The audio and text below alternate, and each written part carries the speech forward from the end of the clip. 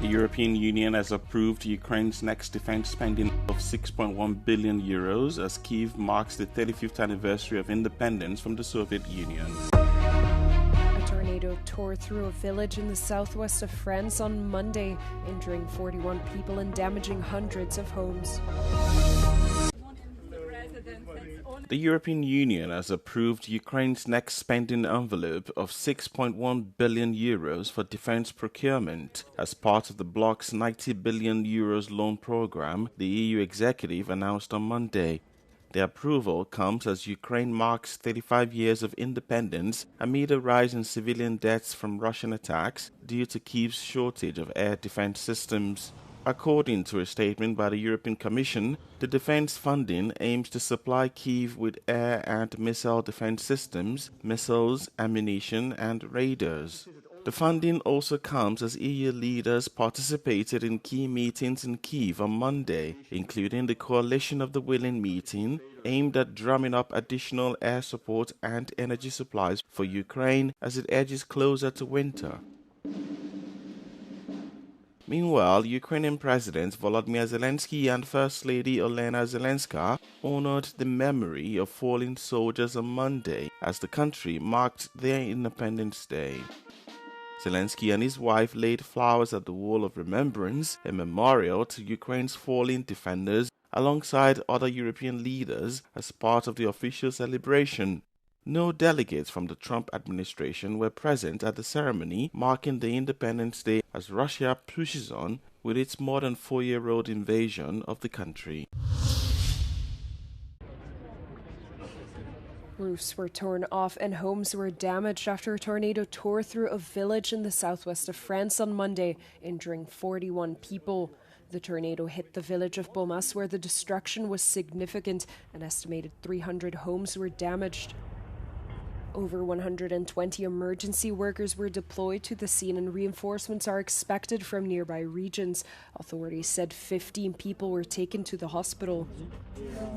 Videos circulating online show an impressive vortex of wind moving through several communities. The National Weather Service said winds had reached up to 117 kilometers per hour. French authorities had placed several regions of the country's southwest on orange alert for storms. Numerous areas were hit by power outages. The storms also upended the transportation network, delaying trains, forcing road closures and causing delays and cancellations at airports in Bordeaux, Marseille, Nice, Toulouse and even Paris.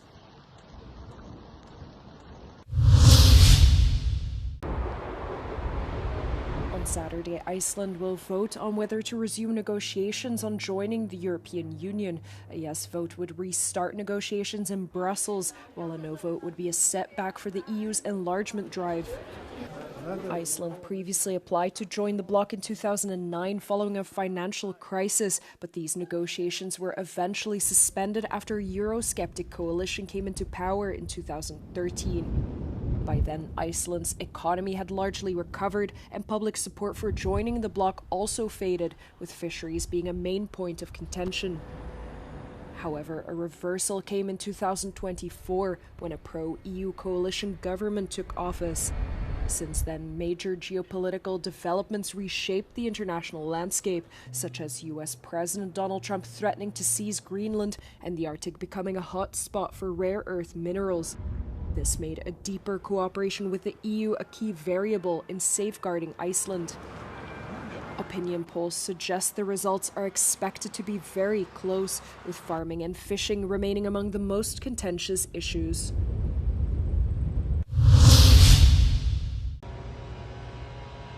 The United States launched a new campaign against Iran, seeking to block all of its potential sources of revenue and telling nations to cut economic ties with Tehran. If countries fail to do so, Washington said they will face U.S. retaliation. The operation is dubbed Operation Economic Outcast and aims to isolate the Iranian regime. Every country, every entity should know that they should be prepared to face U.S. sanctions. And no one is above this. We are going to hold everyone accountable, and this is economic asphyxiation of this regime Iran now faces a very clear choice with only two paths before them: complete global isolation and a subsistence economy, or a path back to normalcy with an opportunity to rejoin the global economy. Besant's warning comes around 6 months after U.S. and Israeli strikes on Iran marked the beginning of the war in the region. In recent months, the conflict has largely ground to a stalemate, with negotiations stalling and tensions growing over the Strait of Hormuz.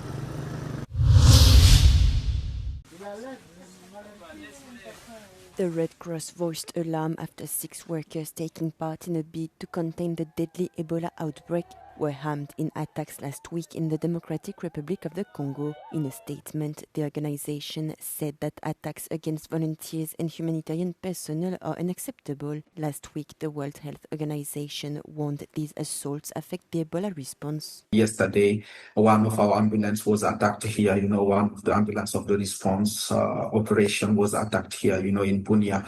And we are really extremely, very regularly challenged by these situation, by these attack on healthcare services. Since the Ebola outbreak was declared mid-May, 12 volunteers have been injured, ambulances have been damaged, and equipment has been destroyed during 11 violent incidents.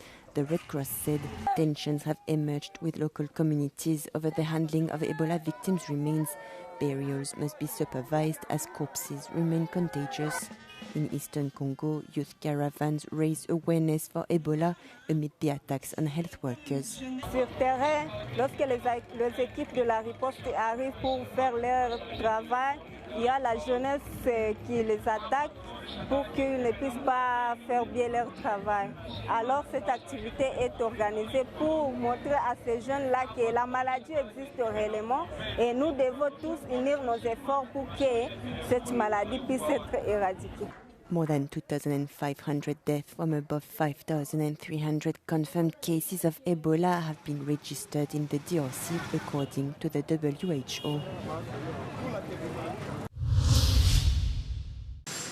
US President Donald Trump says the US will double tariffs on Canadian vehicles from 2027 as he accused Ottawa of, quote, ripping off the United States of America for years. In a post on his Truth Social account, Trump wrote that starting from January next year, tariffs on Canadian automobiles, automotive parts, and steel will be increased to 50%.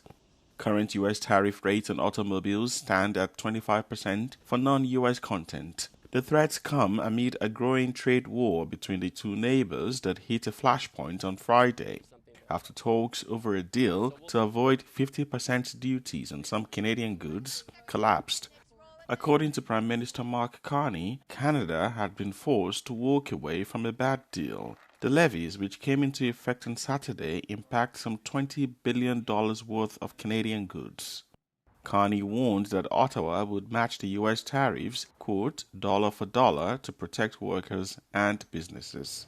Since returning to office, Trump has been putting intense economic pressure on Canada due to several grievances and strategic motives that includes his suggestion that Canada should become the U.S. 51st state.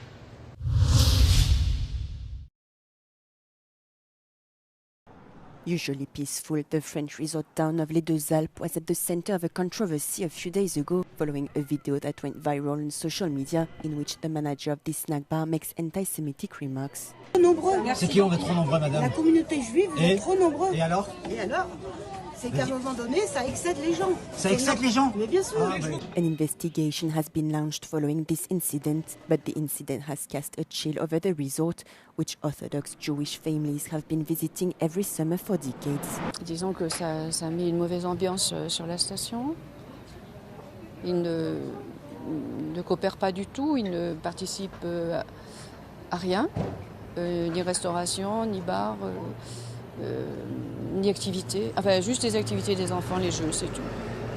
This incident has also sparked a lot of talk and brought to light potential sources of tension that may exist in alpine resorts between the local population and vacationers. Il y a d'autres personnes, même quand on marche dans la rue avec les enfants, qui parlent mal aux enfants parce qu'ils ont des kippotes. C'est-à-dire que les gens sont frustrés, qu'il y a des enfants, qu'il y a beaucoup de juifs. Donc c'est pas la seule finalement.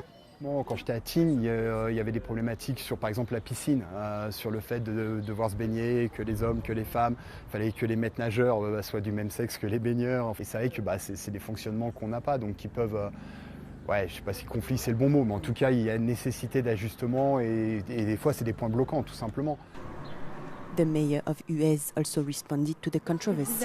He said he remembers moments of tension in the past, but he assured that the situation has improved significantly. After several unfortunate incidents in previous years, tourists visiting Greece this summer appear to be better informed about the dangers of ultraviolet radiation and the health risks associated with excessive sun exposure. In central Athens, increasing numbers of visitors can be seen sightseeing under the protection of hats and sunglasses, while some are even carrying umbrellas. I travel with a hat, and this umbrella also is UV protection. So it's all UV protection. Red Cross volunteers who assist visitors during heat waves confirm that tourists are arriving better prepared. People tend to use more hats and other protective methods such as sunscreen and sunglasses compared to the past.